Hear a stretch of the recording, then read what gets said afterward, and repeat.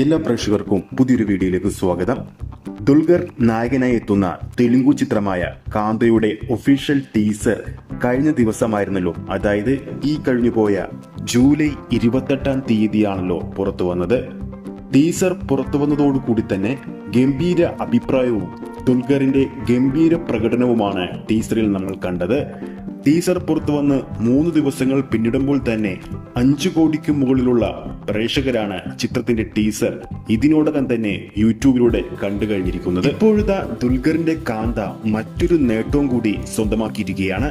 പുതിയതായി റിലീസ് ചെയ്യാൻ പോകുന്ന ഇന്ത്യൻ സിനിമകളിൽ മോസ്റ്റ് ആന്റിസിപ്പേറ്റഡ് ചിത്രങ്ങളുടെ പട്ടികയിൽ ദുൽഖറിന്റെ കാന്ത ഇടം പിടിച്ചിരിക്കുകയാണ്.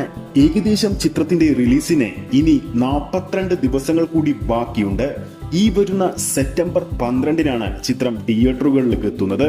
പുറത്തു വന്ന ആ ഒരു ഒറ്റ ടീസറിന്റെ ക്വാളിറ്റിയും അതിൽ DQവിന്റെ പ്രകടനവും തന്നെയാണ് ഈ ഒരു IMDb ലിസ്റ്റിൽ ചിത്രത്തിന് ഈ ഒരു നേട്ടം കൈവരിക്കാൻ സാധിച്ചിരിക്കുന്നത്.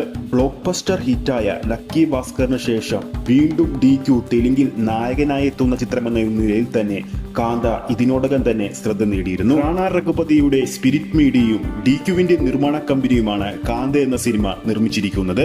അപ്പോൾ ആരൊക്കെയാണ് DQവിന്റെ കാന്ത എന്ന സിനിമയ്ക്ക് വേണ്ടി കാത്തിരിക്കുന്നു എന്ന് താഴെ കമന്റ് ചെയ്യാൻ മറക്കരുത്. ഈ ഒരു വീഡിയോ ഇഷ്ടപ്പെട്ടിട്ടുണ്ടെങ്കിൽ വീഡിയോ ലൈക്ക് ചെയ്യാനും ചാനൽ സബ്സ്ക്രൈബ് ചെയ്യുന്ന കാര്യം വീണ്ടും ഓർമ്മിപ്പിക്കുന്നു. ഫേസ്ബുക്ക് പേജിലൂടെയാണ് ഈ ഒരു വീഡിയോ കാണുന്നതെങ്കിൽ ഫേസ്ബുക്ക് പേജ് ഫോളോ ചെയ്യുക. അടുത്തൊരു അപ്ഡേറ്റുമായി നമുക്ക് വീണ്ടും കാണാം.